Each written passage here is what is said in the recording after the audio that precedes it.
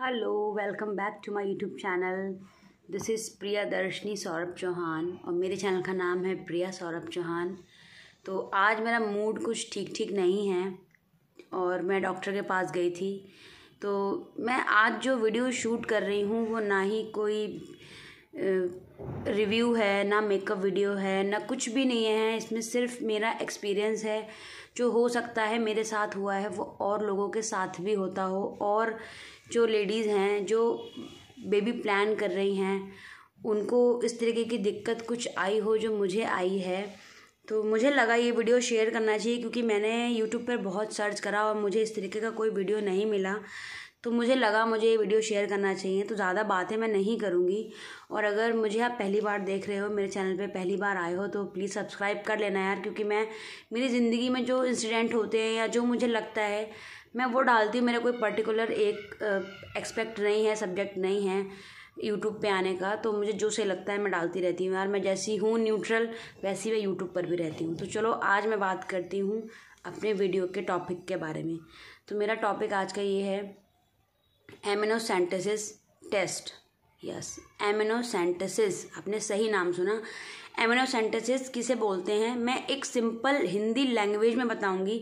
मैं डॉक्टर वाली लैंग्वेज पे नहीं जाऊंगी, क्योंकि वो अपने हिसाब से समझाते हैं, लेकिन आम जनता जिस कैसे समझे उस चीज़ को वो समझ लो आप। सबसे पहले तो हम बात करते हैं एमिनोसेंटेसिस क्यों कराना पड़ता है। अगर आपका कोई भी बच्चा जो पहली बेबी आपका हो चुका है, आपका जिसका बर्थ हो गया है, और उस बच्चे को कोई कमी है, कोई भी एबनॉर्मलिटी है बच्चे के अंदर, या वो डाउन सिंड्रोम है, या वो ऑटिज्म है, या वो किसी भी तरीके की बच्चे के अंदर जन्मजात परेशानी है जिससे वो एबनॉर्मल चाइल्ड कहला रहा है दुनिया की नज़रों में। हमारे नज़रों में हमारा बच्चा बिल्कुल नॉर्मल है, ओके है, बढ़िया है, लेकिन ये दुनिया का कहना है। बाकी बातें नहीं करते हैं, मैं आपको बताती हूँ, सब्जेक्ट के बारे में बात करते हैं। तो मैं ये वीडियो बिना कट के डालूंगी, कोई कट नहीं होगा। मैं जैसा ही बना रही हूँ वैसा का वैसे अपलोड करने वाली हूँ। तो वीडियो लंबा हो जाएगा आई थिंक। तो अगर आप स्किप करके देखना चाहो स्किप करके देखना, पूरा देखना चाहो पूरा देखना। अगर आपका कोई भी बच्चा पहले से एबनॉर्मल है या बच्चे में कोई वीकनेस है, कोई परेशानी है, तो हमें सेकंड बेबी प्लान करने के लिए डॉक्टर सजेस्ट करते हैं एमिनोसेंटेसिस टेस्ट। ये क्या होता है? ये जब प्रेगनेंसी हमारी 13 वीक्स या 14 वीक्स की होती है, लगभग साढ़े तीन या 4 महीने की प्रेगनेंसी होती है, उस टाइम पर हमें यह टेस्ट सजेस्ट किया जाता है डॉक्टर्स के थ्रू कि एक निडल होती है, वो प्रेग्नेंट लेडी के पेट में ऊपर से डाली जाती है, और बच्चा जो पानी बच्चे के आसपास इकट्ठा होता है, जो पानी होता है, वो पानी उस इंजेक्शन के थ्रू निकाला जाता है, और उस पानी का टेस्ट होता है। एक्चुअली वो पानी बच्चे का यूरिन होता है, और वो पानी बच्चे के सेल्स उस पानी के अंदर होते हैं। तो बच्चा कैसा है, बिल्कुल ठीक है नहीं ठीक है, वो उस टेस्ट के बारे में बता देता है। वो उसकी जब जांच होती है, तो ये टेस्ट लगभग मेरे ख्याल से 16-17 हज़ार से 20-25 हज़ार तक का भी होता है, लेकिन 16-17 हज़ार इसकी स्टार्टिंग रेंज है। तो ये टेस्ट महंगा भी होता है, और जिनके पास ऐसा पहला बच्चा ऐसा होता है तो उन्हें डॉक्टर सजेस्ट करते हैं, और मैं भी सजेस्ट करूँगी कि करवाना चाहिए। और अगर आप इस टेस्ट से बचना चाहते हो तो अगर आपके पास ऐसा बच्चा है और आपका ये टेस्ट नहीं करवाना चाहते हो आप लोग, तो आप दोनों हस्बैंड वाइफ अपना कार्योटाइपिंग का टेस्ट करवाओ। कार्योटाइपिंग भी एक जेनेटिक टेस्ट होता है, जिसमें पता चलता है कि मदर और फादर दोनों की जीन्स जो हैं वो ठीक हैं और सही हैं, आगे आने वाले बच्चे को दिक्कत नहीं होगी। तो कार्योटाइपिंग टेस्ट मदर और फादर दोनों का होता है, ठीक है। अब मैं ये वीडियो क्यों बना रही हूँ आज? मैं ये वीडियो इसलिए बना रही हूँ क्योंकि मेरा जो बेबी है वो डाउन सिंड्रोम है। जी हाँ, डाउन सिंड्रोम है मेरा बेबी शिवाय, और जो कि बहुत ज़्यादा क्रिटिकल स्टेज वाला नहीं है, वो नॉर्मल बच्चों से थोड़ा सा पीछे है, लेकिन ठीक है। अब हम एक बच्चा ऐसा बेयर कर लिया। अब डाउन सिंड्रोम होने की वजह से उस बच्चे को बहुत प्रॉब्लम थी, उसके हार्ट में दिक्कत थी। मैंने उसको ऑपरेशन करवाया, और उसको मतलब टचवुड और कोई दिक्कत नहीं है, लेकिन डाउन सिंड्रोम के और बच्चे मैंने देखे हैं जब मैं इसको थेरेपी वगैरह के लिए ले जाती थी। डाउन सिंड्रोम की अपनी ही अलग परेशानियां हैं, वो आप इंटरनेट पे सर्च करेंगे, या कभी मैं उसके बारे में वीडियो बनाऊंगी तो आपको बताऊंगी कि डाउन सिंड्रोम अपने आप में बहुत बड़ी समस्या है। हमारे लिए तो है ही है, लेकिन जो बच्चा उसे जूझता है उसके लिए भी बहुत बड़ी समस्या है। तो वो चीज़ बच्चे को फेस ना करनी पड़े, इसलिए जो प्रेगनेंसी के थ्रू या प्रेगनेंसी से पहले जो डॉक्टर हमें फॉलिक एसिड वगैरह लेने को बोलते हैं वो ज़रूर लेने चाहिए, उन्हें इग्नोर नहीं करना चाहिए। मैंने भी कुछ इग्नोर नहीं किया था, प्रॉपर टेस्ट वगैरह सब कुछ करवाए थे, लेकिन वही बात है ना, भगवान को जो नसीब में लिखना होता है भगवान वही लिखते हैं। मेरे नसीब में डाउन सिंड्रोम का बच्चा लिखा था, तो मैंने उसको एक्सेप्ट भी किया है, मैं उस चीज़ को नेग्लेक्ट भी नहीं करती हूँ। लेकिन दूसरी प्रेगनेंसी के लिए मैंने फिर ट्राई करा, मैंने सोचा लाओ अब ये 3-4 साल का होने आ गया तो दूसरी प्रेगनेंसी के लिए मैं ट्राई करती हूँ। ट्राई किया तो मेरा और मेरे हस्बैंड वाइफ, हम दोनों का, हस्बैंड का और मेरा कार्योटाइपिंग का टेस्ट नहीं हो रखा था, मुझे कंसीव हो गया था, ऐसे ही कंसीव हो गया। मैंने जाके डॉक्टर से बोला तो डॉक्टर मेरे से बोली कि आपने कार्योटाइपिंग नहीं करवाया है, दोनों हस्बैंड वाइफ ने, तो आपका एम्नियोसेंटेसिस हमें करना पड़ेगा ये देखने के लिए कि बच्चा आपका जो सेकंड बेबी है उसमें फर्स्ट बेबी जैसे लक्षण ना हो। मैंने कहा ठीक है करवाते हैं। फिर मैंने करवाया, काफ़ी खर्चा हो गया, बहुत सारे टेस्ट हुए मेरे, triple test, quad triple test और NIPT वगैरह सब सजेस्ट किया था मैंने, सब टेस्ट करवाए। मेरा कम से कम 1-1.5 लाख रुपए मैं बताऊंगी आपको टेस्ट में ही खर्च हो गया, लेकिन मैंने फिर भी करवाया। और एम्नियोसेंटेसिस थोड़ा सा रिस्क होता है टेस्ट में। उस समय कोविड भी बहुत फैल रहा था, उस टाइम कोविड भी बहुत ज़्यादा मात्रा में फैल रहा था। और जब मैंने एम्नियोसेंटेसिस करवाया तो डॉक्टर ने मुझे सजेस्ट किया कि आप फुल बेड रेस्ट लेना। अब मेरा पहला बच्चा डाउन सिंड्रोम का है, उस टाइम पे ये सूजू पॉटी भी नहीं बता पाता था, अब बता देता है, लेकिन उस टाइम पे नहीं। ये बात है 1.5 साल पहले की, वो नहीं बता पाता था।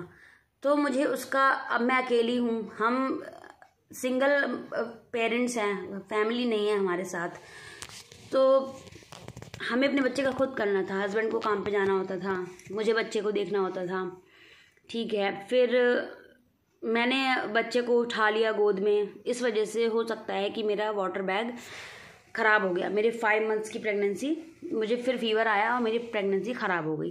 क्यों हुई? एम्नियोसेंटेसिस टेस्ट की वजह से हुई। और वो बहुत ज़रूरी टेस्ट भी है, सबके साथ ऐसा नहीं होता है, बहुत से लोगों का एम्नियोसेंटेसिस होता है वो बिल्कुल ठीक रहते हैं, मेरे साथ ऐसा हुआ। मैं वही कह रही हूँ ना, भगवान की मर्ज़ी है जो वो वही करेंगे। और मैं बहुत ज़्यादा डिप्रेस्ड हो रही थी, आज मैं इतना ज़्यादा परेशान हो रही थी क्योंकि मैंने इस टॉपिक की वीडियो देखी, पूरे यूट्यूब पे मुझे कहीं वीडियो ही नहीं मिली कि अगर एम्नियोसेंटेसिस टेस्ट फेलियर होता है तब डॉक्टर आपको क्या सजेस्ट करें, और आपको दोबारा प्रेगनेंसी अगर आप प्लान कर रहे हैं तो आपको फिर से उसी प्रोसीजर से गुजरना पड़ेगा। और मैं ऐसा बता रही हूँ, मैं उस प्रोसीजर के थ्रू इतना ज़्यादा डर गई हूँ कि मैं नहीं चाहती कि मैं दोबारा एम्नियोसेंटेसिस टेस्ट करवाऊँ। तो जिस डॉक्टर ने मेरा एम्नियोसेंटेसिस किया उसी ने फिर तुरंत उसने मेरा स्थिति देखी, मेरी तबीयत ख़राब हो गई, बहुत बुरी क्रिटिकल स्थिति हो गई थी मेरी। अब वाटर बैग लीक हो गया तो आप समझ सकते हो, वो मिसकैरेज ही हो गया एक तरीके से। फिर वो बच्चा हटाना पड़ा, मिसकैरेज करना पड़ा, बहुत सारी चीज़ें थी, मैं नहीं बता पा रही हूँ। लेकिन बस मैं इतना बता रही हूँ कि अगर आपका फर्स्ट बेबी डाउन्स है या ऑटिज्म है या कोई भी बीमारी बच्चे को है तो डॉक्टर जो सजेस्ट करते हैं टेस्ट वो कराने चाहिए। लेकिन एक चीज़ और कहूँगी, चाहे आपका पहला बेबी हो चाहे सेकंड बेबी हो, अगर आप बेबी करने का सोच रहे हो तो बेबी प्लान करना आज के टाइम में बहुत ज़्यादा ज़रूरी है। क्योंकि जब मेरा डाउन्स का बेबी पैदा हुआ था मेरी एज 25 थी, मैं बहुत ज़्यादा एजेड भी नहीं थी, तो आजकल कुछ नहीं कह सकते। और मैं योगा वगैरह करती हूँ, मैं एकदम फिट बॉडी हूँ, बिल्कुल फिट बॉडी हूँ मैं डेली सुबह 1 घंटा मुझे योगा के लिए चाहिए। आप बताओ, मैं योगा कर रही हूँ, मैं सब कुछ कर रही हूँ, शादी से पहले से भी करती थी। मेरी बॉडी के साथ ऐसा हो रहा है तो फिर आजकल के बच्चों का तो जीवन बहुत ही ख़राब है, जंक खाते हैं इतना, बिल्कुल अपने पर ध्यान नहीं देते हैं, तो उनके साथ तो ये चीज़ नॉर्मल है होना, फिर बिल्कुल नॉर्मल है। तो आप बेबी प्लान करो, डॉक्टर को 2 महीने 3 महीने पहले जाकर मिलो कि हम बेबी प्लान करने वाले हैं, हमें क्या दवाइयाँ लेनी चाहिए। तो वो कुछ फॉलिक एसिड्स और कुछ मल्टीविटामिन्स वगैरह लेडीज़ के लिए जेंट्स के लिए दोनों के लिए लिखेंगे, वो दोनों को लेनी होंगी, वो खाइए। और आपको जो बेबी कंसीव होगा फिर वो स्वस्थ बच्चा कंसीव होगा, ऐसा मेरा मानना है, ऐसे डॉक्टर भी बोलते हैं, ठीक है। एम्नियोसेंटेसिस मैंने बताया आपको कि क्यों करवाते हैं, कैसे होता है और करवाना चाहिए, ठीक है। अब बात आती है अगर एम्नियोसेंटेसिस आपका हुआ है, जैसे मेरा हुआ और फेल हो गया मेरा, क्योंकि मैंने एम्नियोसेंटेसिस करवाया, वो निडल मेरे पेट में गई और वो निडल वाटर बैग फट गया, मेरा पानी की थैली फट गई 5वें महीने में, और बच्चा मेरा ख़राब हो गया, वो वाटर बैग लीक हो गया पूरा और मेरा जिंदा बच्चा निकला। मैं वो टाइम सोचती हूँ तो मैं रोने लग जाती हूँ, मैं रोना नहीं चाहती हूँ बिल्कुल भी। मेरा बच्चा बिल्कुल ज़िंदा था जब निकला था, और डॉक्टर रोक नहीं पाए क्योंकि पानी की थैली फट गई थी, इसलिए नहीं रोक पाए डॉक्टर। ओफो, छोड़ो। फिर वो भी बेबी बॉय था और मैंने ये सोचा था कि अगर बेबी बॉय हो जाएगा तो बॉय गर्ल कुछ भी हो, लेकिन यार समाज में सब चीज़ें चाहिए, तो मेरे बेटे को ये वो बच्चा संभालता। लेकिन अब जो हुआ हुआ, वो चीज़ ठीक है, अपनी जगह सही है सब कुछ। अब मैं सोच रही हूँ कि फिर अब इतनी ये हादसा बीते हुए 1.5 साल हो गया है, मैंने सोचा फिर से बच्चा कंसीव करते हैं, ट्राई करते हैं बच्चे के लिए।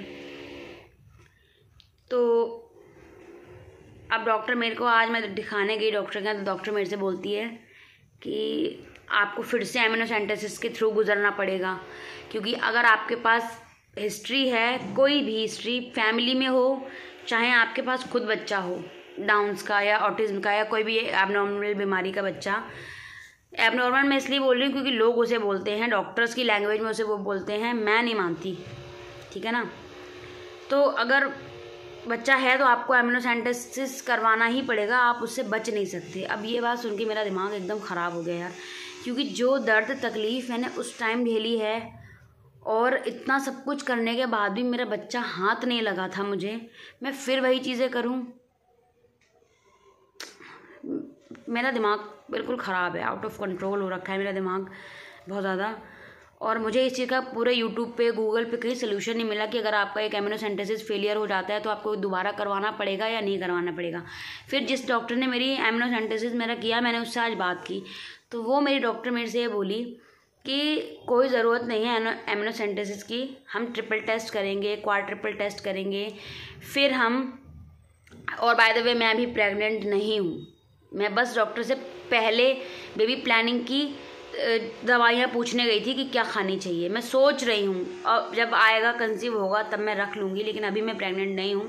तो उसने मेरे को बताया कि हम ट्रिपल टेस्ट करेंगे, क्वाड्रुपल टेस्ट करेंगे, फिर हम NIPT करेंगे, और अगर ये तीनों रिपोर्ट ठीक आती है फिर हम एमिनोसेंटेसिस नहीं करेंगे तुम्हारा, और ऐसे ही क्या कहते हैं, हम बेबी कंसीव रहने देंगे और तुम्हारा डिलीवरी ऐसे ही करवाएंगे, क्योंकि तुम्हारे साथ एक ऐसा केस बिगड़ चुका है और तुम्हारा हस्बैंड की और तुम्हारी रिपोर्ट, और जो बच्चा ख़राब हुआ उसकी रिपोर्ट बिल्कुल नॉर्मल आई थी उस टाइम पर, तो वो रिपोर्ट बिल्कुल ठीक आई थी, तो तुम्हें ज़रूरत नहीं है एमिनोसेंटेसिस करवाने की। तो ये बात सुन के मेरे दिल में थोड़ा सा सुकून आया, लेकिन कहीं ना कहीं मेरे दिमाग में उस डॉक्टर की बात भी घूम रही है जो मुझे आज सुबह उसने बोली। अब यार मैं बहुत ज़्यादा परेशान हूँ, लेकिन मैं तो ये कहूँगी डॉक्टर जो सलाह देते हैं वो करना चाहिए यार, डॉक्टर कभी गलत नहीं बोलते। अब मैं जिससे अपना टेस्ट करवा के आई थी वो एकदम दिल्ली की एकदम सुपर फर्स्ट क्लास डॉक्टर थी, डॉक्टर वंदना चड्डा, GK सिटी में बैठती हैं दिल्ली में, काफ़ी अच्छी डॉक्टर है वो। यूट्यूब पे उनके वीडियो भी मिल जाएंगे आपको, आप सर्च करेंगे तो। बस यही था मेरा एमिनोसेंटेसिस का एक्सपीरियंस जो मैंने आपको बताया, और भगवान ना करे कभी किसी को एमिनोसेंटेसिस करवाना पड़े, मैं तो ये बोलूँगी, क्योंकि बहुत ही ज़्यादा रिस्की है। दर्दनाक तो कुछ नहीं है, दर्द इसमें नहीं होता, क्योंकि जैसे इंजेक्शन हमें लगता है वैसे इंजेक्शन पेट में लगता है, लेकिन बस एक ये रहता है कि बाई चांस एक सुई बच्चे को लग गई, लेकिन ऐसा बहुत एक्सपीरियंस डॉक्टर होते हैं वो ऐसा नहीं करते हैं, कुछ नहीं होता, बच्चे तक तो कोई चीज़ पहुंचने नहीं देते हैं वो। लेकिन फिर भी भगवान ना करे कभी किसी को एमिनोसेंटेसिस से गुजरना पड़े, मैं तो भगवान से यही दुआ करूँगी, ना मुझे गुजरना पड़े ना किसी और को गुजरना पड़े। सबको भगवान, अगर कोई भी टेस्ट करवाना किसी को पड़ रहा है तो blood test is easy to do, और ना करवाना पड़े किसी को। तो ये मेरा एक्सपीरियंस है एमिनोसेंटेसिस को लेकर, और अगर आपको थोड़ा भी डाउट है तो शायद मेरी वीडियो से कुछ क्लियर हुआ होगा कुछ, और अगर कोई सवाल है तो नीचे कमेंट्स में डाल देना, मैं अगर कोशिश करूँगी जवाब देने की, क्योंकि मेरी जो डॉक्टर है वो बहुत अच्छी है, जिन्होंने मेरा एमिनोसेंटेसिस किया था वो दिल्ली की एक्सपर्ट हैं, और वो मेरे को काफ़ी अच्छे से देखती हैं, क्योंकि मेरा केस उनसे ख़राब हुआ तो वो मेरे को पर्सनली देखती हैं, क्योंकि अब ख़राब हुआ वो उस समय, हो सकता है कि मेरे को कोविड हुआ था, हो सकता है उस वक्त मुझे कोविड हो गया था टेस्ट करवा के लौटने के बाद।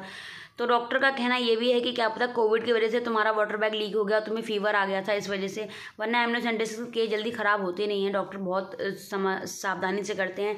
अब मेरा हो गया, वो मेरा बैड लक था उस टाइम पर। तो वीडियो लाइक कर देना और किसी के साथ शेयर कर देना अगर किसी को ज़रूरत हो ऐसी वीडियो की, तो भगवान ना करे किसी को ऐसी वीडियो की ज़रूरत पड़े। मुझे लगा बनाना चाहिए तो मैंने वीडियो बना दिया, और thank you so much love you all. अगली वीडियो में पता नहीं किस टॉपिक पे मिलूंगी मैं, लेकिन आज का मेरा टॉपिक यही था, एमिनो सिंथेसिस। तो okay bye, subscribe to my channel, thank you.